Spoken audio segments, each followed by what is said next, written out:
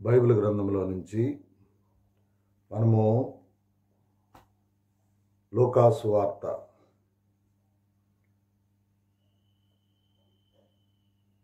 2వ అధ్యాయము 11వ వచనము మనం చదువుకుంటాం. దావీదు పట్టణమందు రక్షకుడు మీ కొరకై పుట్టి ఉన్నాడు, ఈయన ప్రభువైన క్రీస్తు. దావీదు పట్టణమందు రక్షకుడు పుట్టడానికి గల కారణాలు మనం తెలుసుకోవాలి. దావీదు పట్టణమందు రక్షకుడు ఉదయించడానికి గల కారణాలు మనం తెలుసుకోవాల్సిన ఆవశ్యకత ఉన్నది. కారణం ఏమిటి అనంటే, లోకము 4 దినాల నటన, లోకము అంతరించిపోయే సమయము ఏర్పడుతూ ఉన్నది. మనము భూమి మీద ఉన్నటువంటి వ్యక్తులను మనము చూస్తూ ఉంటే మోసాలు పెరిగిపోతూ వచ్చాయి, దొంగతనాలు పెరిగిపోతూ వచ్చాయి, హత్యలు పెరిగిపోతూ వచ్చాయి. కాబట్టి దీనిని ఏమని చెప్పబడుతూ ఉందంటే, బైబిల్లో పాపము పెరగటం అని చెప్పబడుతూ వచ్చింది. కాబట్టి దీనికి తప్పకుండా దేవుడు శిక్ష విధిస్తాడు. దేవుడు ఏమని తలస్తూ వచ్చాడు అనంటే, కొన్ని సంవత్సరాలకి ఈ యొక్క భూమి, సూర్యచంద్ర నక్షత్రాదులు అన్నీ కూడా వస్త్రము వలె తీసివేయబడును అని బైబిల్ గ్రంథంలో సెలవిస్తూ వచ్చాడు. కాబట్టి మరి మన పరిస్థితి ఏమిటి? మరి మనం ఎక్కడికి పోవాలి?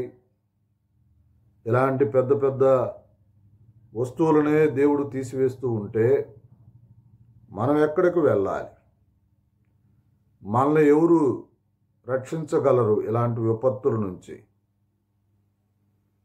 కాబట్టి ఇది మనము ఆలోచన చేసుకోవలసినటువంటి వారం.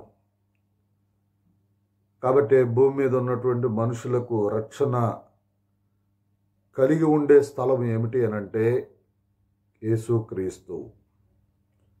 ఆయనే ఒక ఆశ్రయపురము, ఆయనే కొండ కోట, ఆయనే మనకు దాగు స్థలమై ఉన్నాడు. యేసు ప్రభువు మనలను ప్రొటెక్ట్ చేయగలడు. యేసు ప్రభువు మాత్రమే మనలను రక్షించగలడు. కాబట్టి ఆయన రక్షకుడు. భూమి మీదకు ఆయన రావడానికి గల కారణం ఏమిటి అనంటే,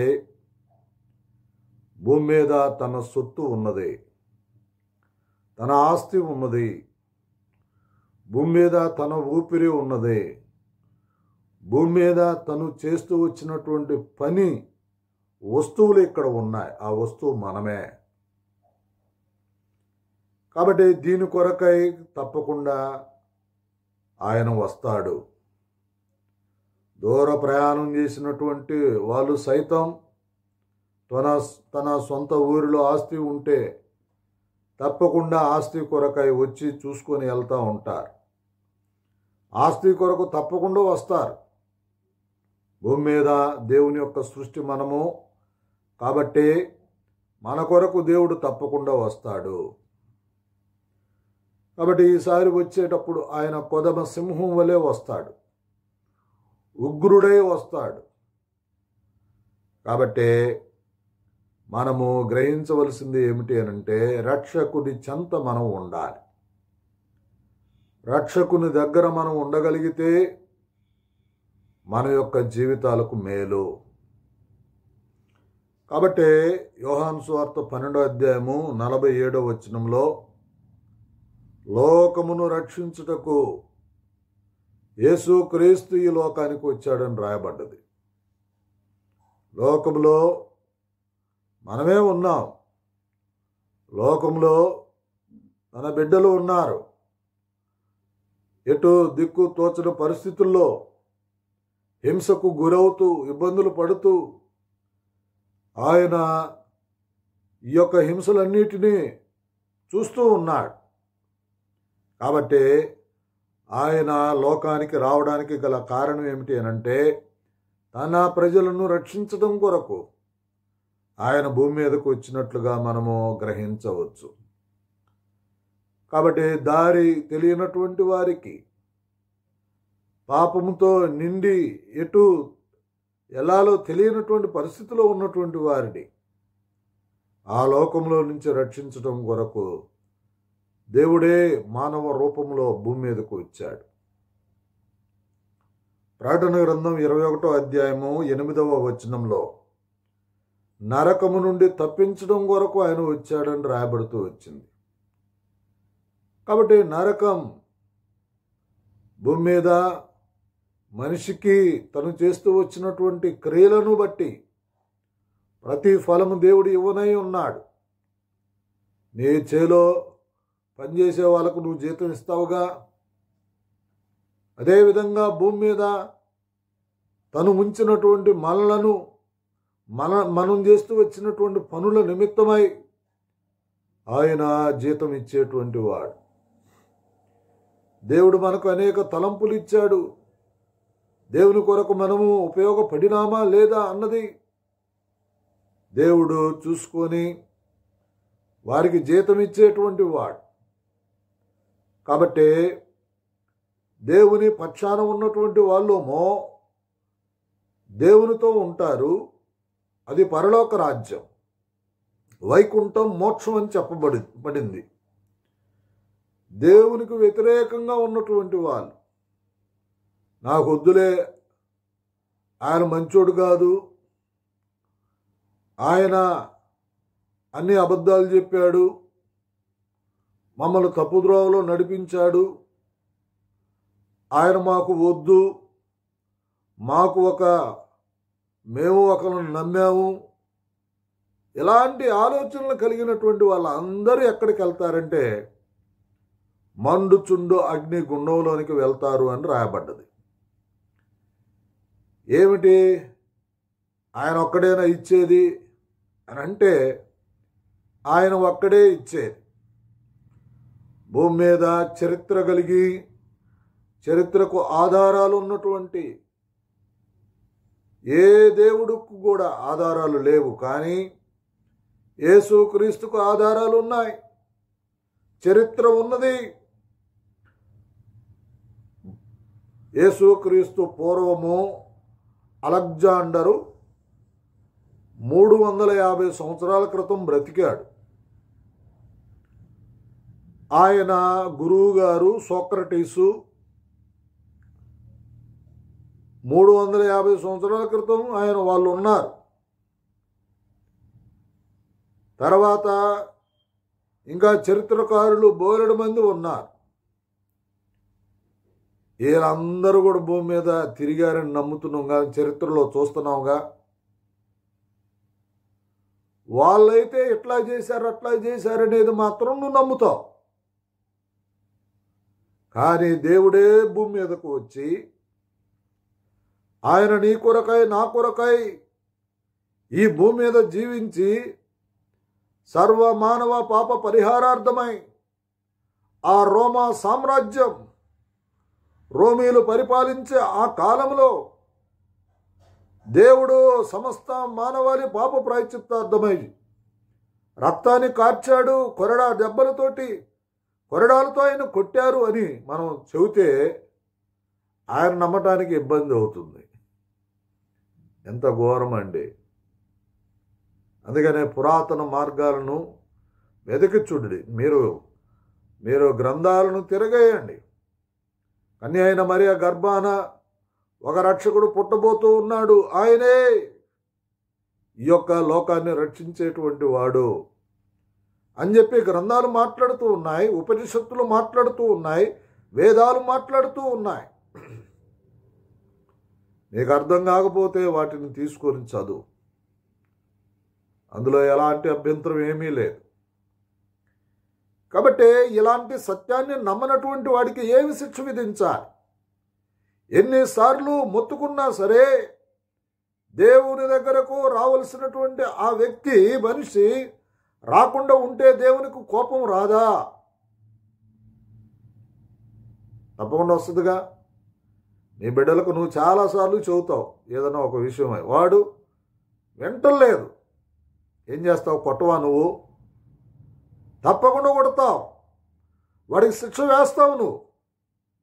కాబట్టే ఆయన సృష్టి అయినటువంటి మనం ఆయన మాట వినకుండా నువ్వు నాకు నేను దాన్ని నమ్ముతాను, దీన్ని నమ్ముతాను అని ఇలాంటి విధానాలు నువ్వు కలిగి ఉంటే దేవుడు శిక్ష విధించడా?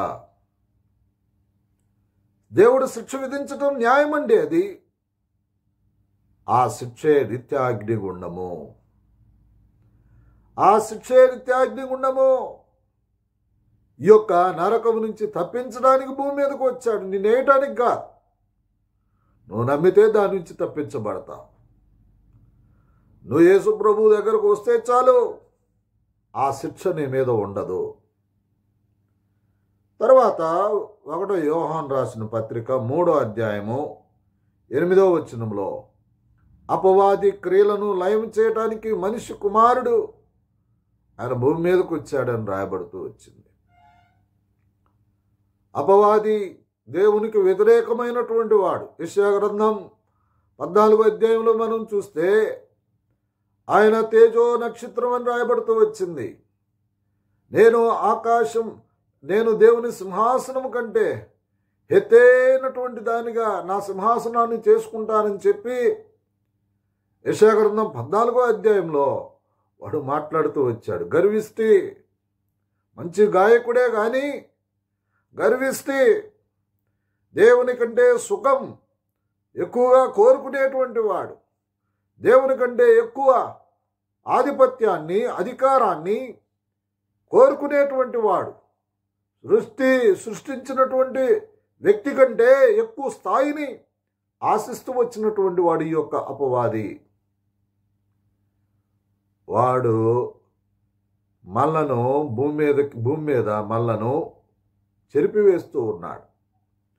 ఆయనకు వ్యతిరేకంగా మరి ఉండటం వల్ల ఆయన భూమి మీదకి నెట్టివేస్తూ వచ్చాడు.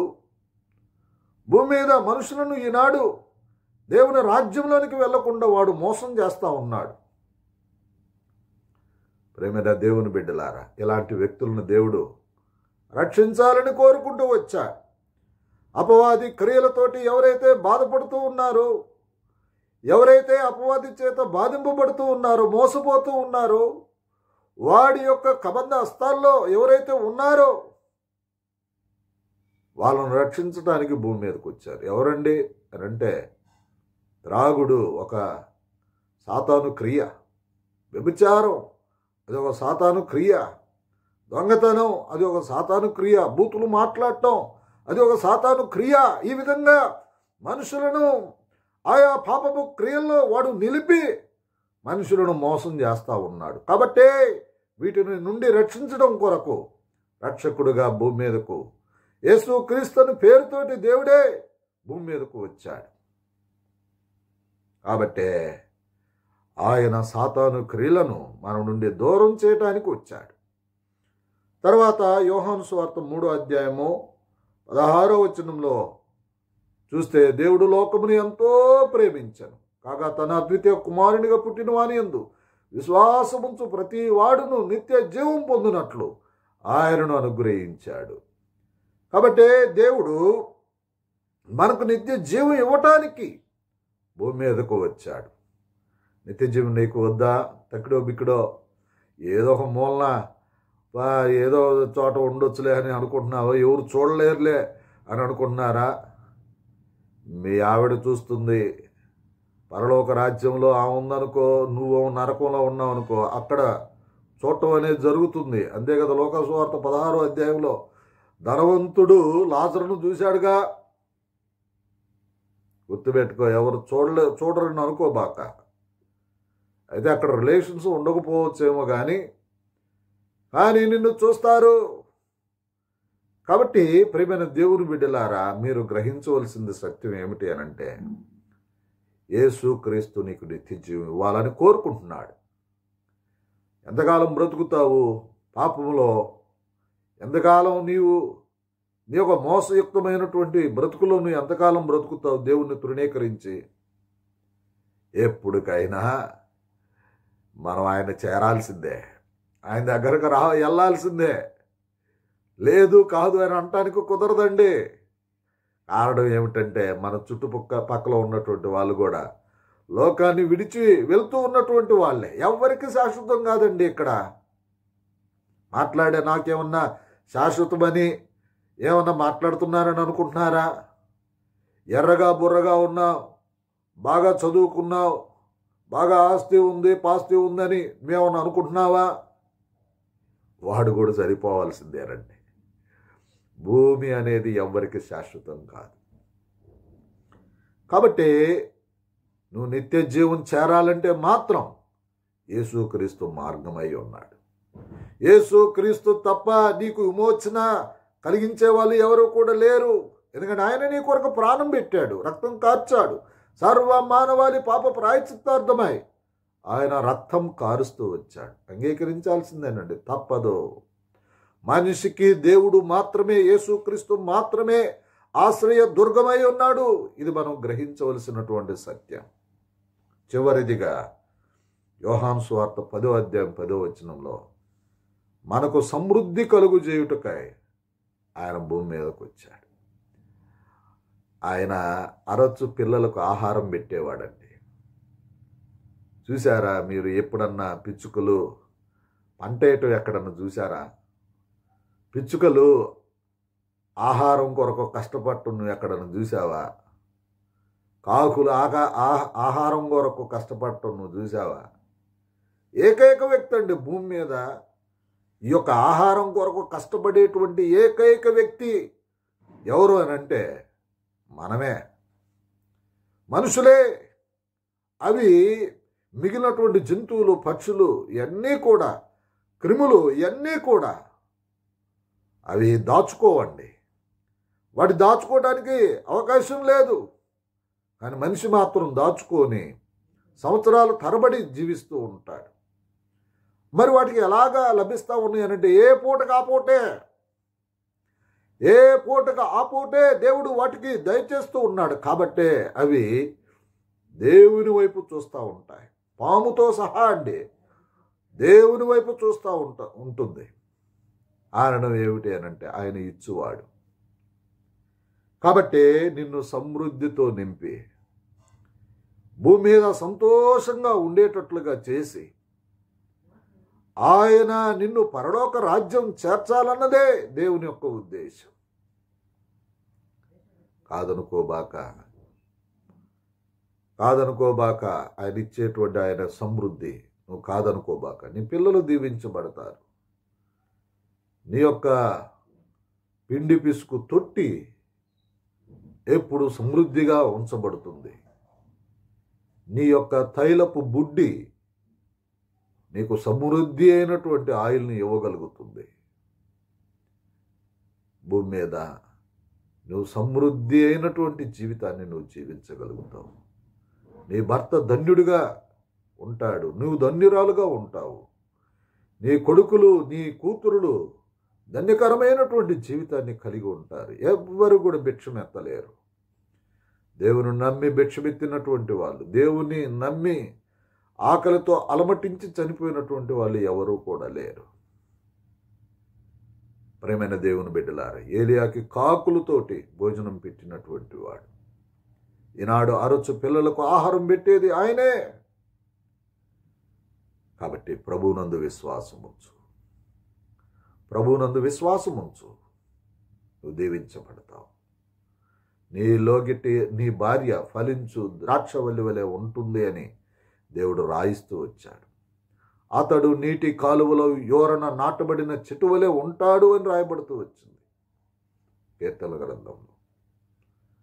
కాబట్టి ఇంత ప్రివిలేజెస్ దేవుడు నీకు ఇవ్వబోతూ ఉన్నాడు. ఇంత మహిమను దేవుడు నీకు ఇవ్వబోతూ ఉన్నాడు. కాదనుకోబాక, తృణీకరించుబాక. ఆయన పాదాలను ఆశ్రయిస్తే చాలు, దేవుడు నిన్ను దీవిస్తాడు. ఆ విధంగా ప్రభు నిన్ను, నీ కుటుంబాన్ని దీవించునుగాక. మీ కొరకై చిన్న ప్రార్థన కూడా మేము చేస్తాం.